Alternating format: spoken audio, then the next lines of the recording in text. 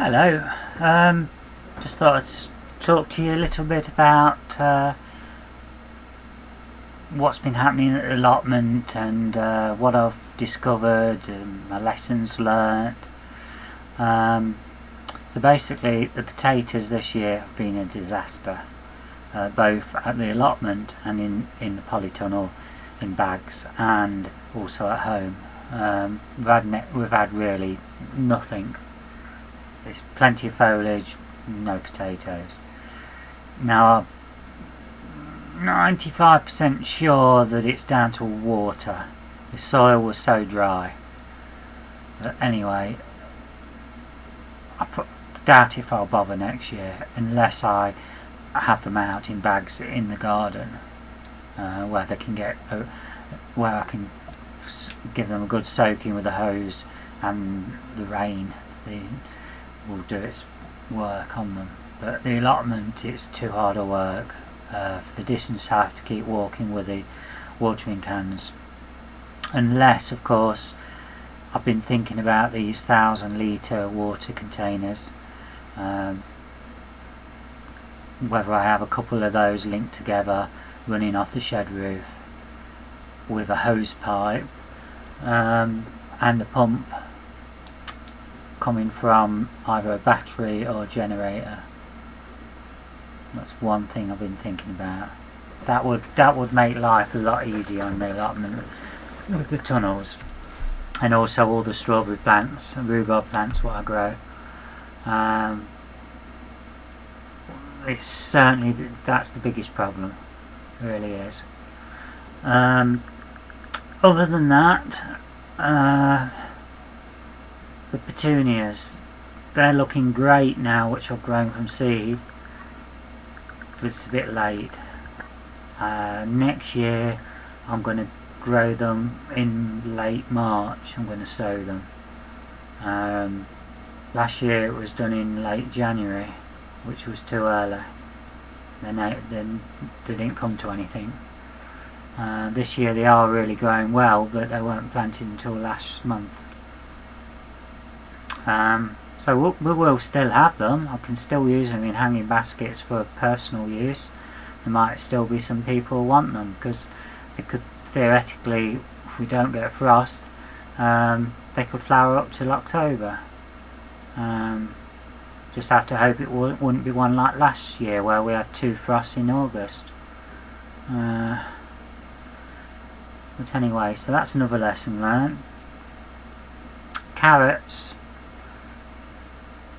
I tried the patio variety in my tubs, and I have got them, but there's far too many seeds planted.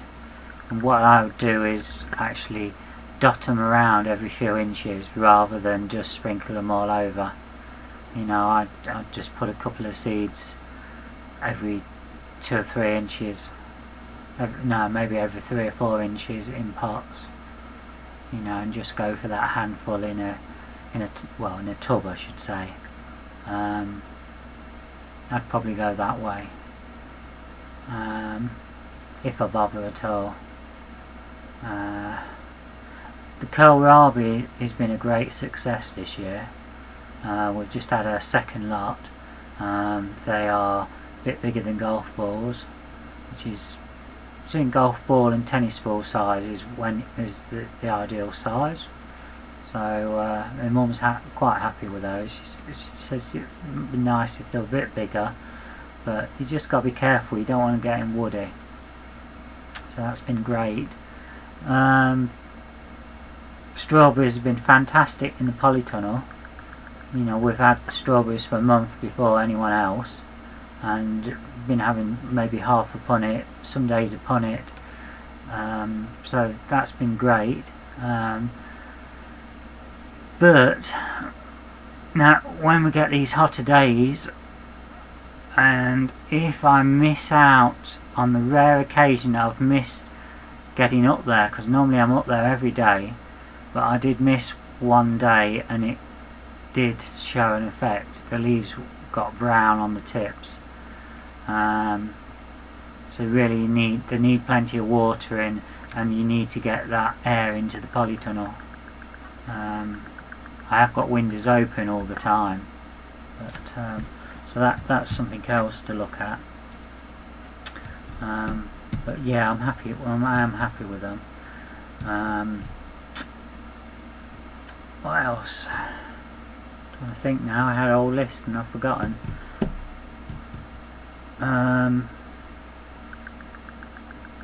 Just bear with me a minute.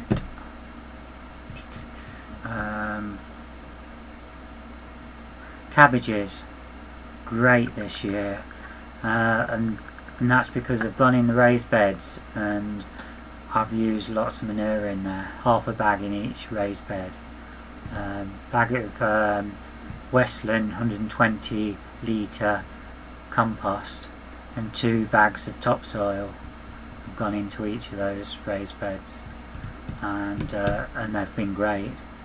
The turnips have been good, so that's all fabulous. Curly kale looks wonderful. Anyone who's watching this and is new to it, I can say make sure you use manure. It just makes all the difference, the compost. And make sure you've got netting. I mean, my cabbages look great compared to last year where I didn't really bother too much. Pathetic. Makes all the difference, really does. I know it's a bit of cost, but it's worth it. Fruit trees looking good for next year. We've got apples, we're going to have those this year, but all the other trees have taken what I planted in March, so that's good. Raspberries, loganberries, tayberries, blackberries are all flowering or got fruit on. Raspberries,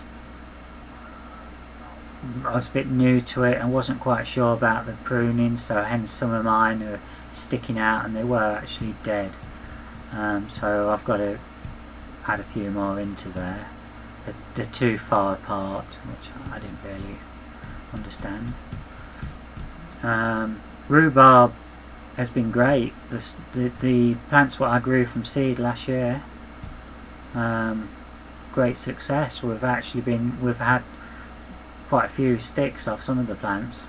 I know you shouldn't do it, but you know, and they've actually made massive plants. There's one particular one's made a massive one. So that's a success. You'll see on my videos have gone to seed. I've done that on purpose because you say we don't want, we're not meant to be taking the sticks off them this year, and I wanted the seeds, so I've done that on purpose, and I'm going to leave them until they start going brown and then I'll pick them. We have had a good lot of rhubarb anyway, so you can't grumble. What else can I say? Pansies grown from seed, been brilliant. I've grown, I don't know, at least 6 different varieties, and fabulous. Next year I will grow lots more earlier, and this year initially we bought a lot of plug plants, but I'm going to buy the seeds and I'm going to sow them, and I'm going to do them in trays, not necessarily the cells, but in trays, because I've found it's been dead easy to transplant them, and they've taken nicely. So that's another great thing. I think really I would like to be growing more flowers, because that's my love for photography and painting, and I'm not really getting the time to do it. So next year there might be a lot more flowers being grown in the polytunnels and that. I will still have the strawberries, but I'll be a bit more economical with them. I'll only have so many plants, and the ones which I know which I'm not likely to get any fruit of, they will go outside and be brought back here at home, rather than the allotment where I can nurture them and give them a good looking after in the tunnel here or outside or in the frames. Pity we've not got a bigger garden. It's a bit restricting, but never mind. What else we got to say? Well, just want to thank you all for subscribing and for watching my videos, and can't be easy listening to somebody like me who it's not one of these perfect speakers like a lot of you are, you know. Seems to run in the family, and my father's the same. Words don't just flow out. I suppose it's because we haven't got a big social circle, and you're not used to it. Bit of shyness. Never mind.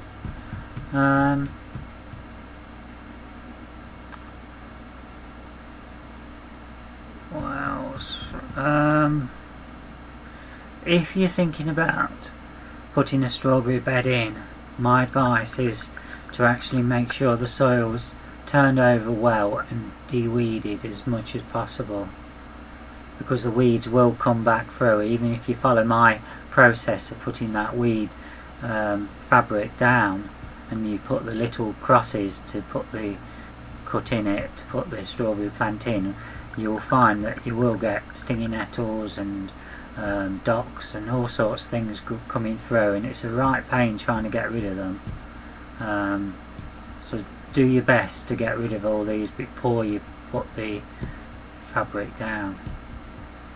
I would make sure that it was weed killed as good as possible, and I would get as much weeds as possible out beforehand. So that's it. I think that's all I've got to say today. Thanks for watching.